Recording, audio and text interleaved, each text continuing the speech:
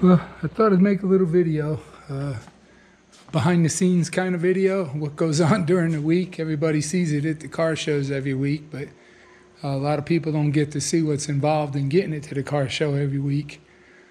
Started out working on it yesterday, changing the oil. You can probably see under here, what I do is I put a heat lamp under there for about 2 hours. Get the oil pan really hot, get the oil hot, and then I'll push it outside. I start it, run it for about 5 minutes, circulate the oil, and then go ahead and drain it. And then I leave the light under there while it's draining. I'm running methanol, and the methanol really contaminates the oil pretty bad, and the oil floats on top of the methanol and the water. Condensation, whatever, turns it like a milky white. So heating it up, running on methanol, it's hard to get heat in the motor. I mean, I could take it a mile down the road and turn the water pump off and turn the electric fan off, and I'd be lucky if it gets up to 140 degrees, you know, and we're probably in the mid 60s, the weather, temperature-wise. So I also thought I'd tell you a bit about the engine. It's a Ford. It started out as a 1971 block, a 460. And it's been bored and stroked, bored 30 over. It's got a 4.5-inch stroke. So that'll put the cubic inches right now at about 545 cubic inches. I'm running Eagle crank and rod, H-beam rods, 4340. It's got a set of John Kazi SR71 heads on it. I'm running a blower shop. It's a high helix 871 blower. Fully Teflon stripped. I'm running a Big and Ugly injector hat. I got an Enderle. I'm running a cam-driven mechanical fuel pump. You can see right here. And it's also got an Enderle barrel valve. It's got a comp cam in it. It was custom made just for my specs. They built, designed the cam. I got the specs. I don't know it off the top of my head. It's a pretty good size cam. Running solid lifters, roller rockers. I had a friend, Frank Gemini, help me make the stainless steel zoomies for it, who were custom made. A Mazir water pump, electric fan. I got it hooked up to a 2-speed power glide built by Lightning Quick Glides, Morgan, out near Asheville. Running a 9-inch rear. It's got a 411 gear, Detroit locker, 35 spline Mosler axles, Wilwood disc brakes, Wilwood remote master cylinder underneath. It's got 4 piston calipers up in the front, made by SSPC. I am running an alternator on it.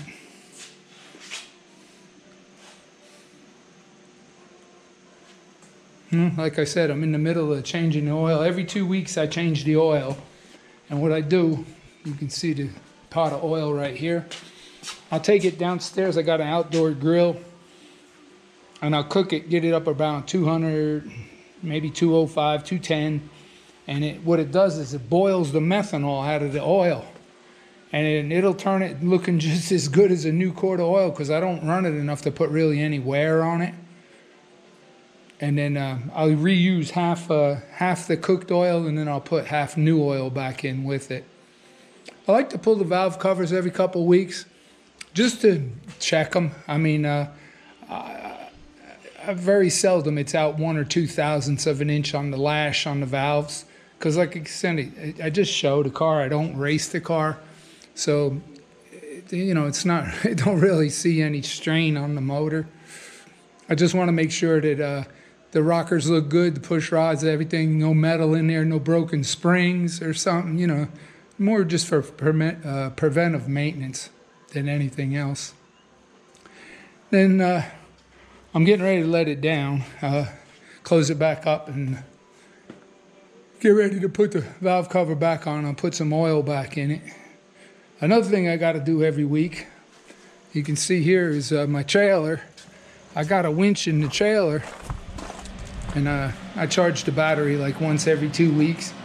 I don't have the battery hooked up to my truck. I need to do it. I just hadn't got around to doing it. So for now, I just keep putting a charger on it every 2 weeks. Also, this winter, talking about projects, here's the roof for the car. It's been sitting here all summer. I haven't put it back on. I'm in the process of reupholstering it. And you can see here I bought some material to do it. I've been playing around with it. Just haven't had time to work on it. I think what I'm going to do is wait until the end of November. I'm planning to go to Daytona, Florida for the turkey run this year. It'll be the first year I've ever been to it. I've heard so much about it and I really want to go. So I've already made plans with some friends to go down there for a few days. And I think that'll be the last car show that I go to. And once the season ends and I'll strip everything down, clean the fuel out of everything, the tank, drain all the methanol out of it, I'm wanting to put a roll bar in it. I want to come right in this area right here with a 2.5-inch chromoly where it slopes in, it'll come out up, and I want to get it high enough where the roof will go over it. So I need to do some measuring and calculating how that's going to work. Find somebody to bend that with a bender that can bend that for me.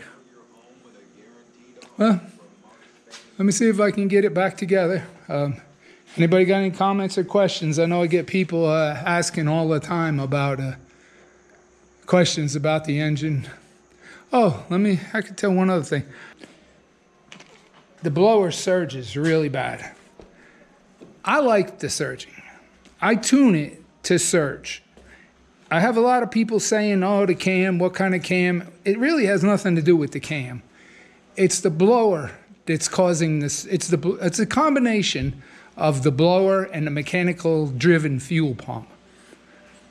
Most injector hats, like my setup you see right here, it's called the Big and Ugly, they recommend the gap right here, the air gap, between 8 to 10 thousandths, 12 thousandths of an inch, depending on your cubic inches, depending on your application, what you want to do with it, you know, what kind of driving you're doing with it, racing, what kind of racing you're doing, whatever.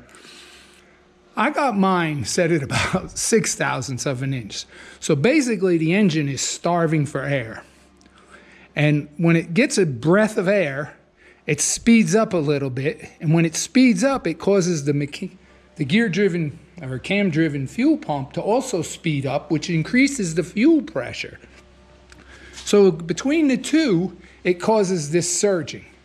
If I were to take these screws here on the butterfly stops and open this up, turn the idle up to about 1,800, 2,000 RPMs, it would smoothen out. You would hear the cam, but you wouldn't hear no surging. But at 1,800 RPMs, it would be spraying fuel everywhere. Now, if I turn the fuel down at an 1,800 RPM idle, and I whack the throttle, the thing would bog down and hesitate because I don't have an accelerator pump like on a carburetor. There's nothing shooting gas in here. So if you ever watch a blown alcohol motor running, or especially the guys racing, you see clouds of smoke coming out. Well, that's not smoke, that's fuel. That's how rich they run them at an idle. So when you whack the throttle, that thing takes off. I've had it tuned where the blower surge stops. And you whack the throttle like that, and it feels like it's going to flip the car over. That's how fast that thing accelerates. It's unbelievable. It's kind of scary. But I don't need that at a show. I don't want it running like that at a show. And I like the surging myself. So I tune the motor to surge. People either like it or they hate it. It's like there's no in between. I've posted videos of my car running on a Facebook group with T-Bucket owners. And you wouldn't believe how many fellow T-Bucket owners talking about how I don't know how to tune the motor. I would never, you don't know how to tune this and that and that and that. And it really gets me because the thing with a T-Bucket is they're all different, Nobody's is the same. Everybody builds them the way they want to build them. I built this one. I mean, if you go back on my YouTube channel, go back about maybe a year or so on the videos, you'll see where I've made the frame. I mounted everything. You know, this is what I like. This is me. I like it surging, and I like it loud. I like the zoomies on it. That's another thing. The people, either they love them or they hate them, you know? And it's like that with a little bit of everything. Some people comment because I'm running front and back diagonal mounted leaf springs. Oh, you should run coil springs. Yeah, coil springs probably ride a little nicer, but do I care about the ride? No. I care about the way it sounds and the way it looks. So this is me. Well, I hope it answers some people's questions. I appreciate everybody watching. If you got any suggestions, comments, leave them in the thing on comments. I'll try to answer them, that's for sure. I need to get ready and get it oil back in it and get it cleaned up and get it ready for this weekend show. Well, thanks for watching. Don't forget, like, subscribe, and maybe I'll see you at the next cruising.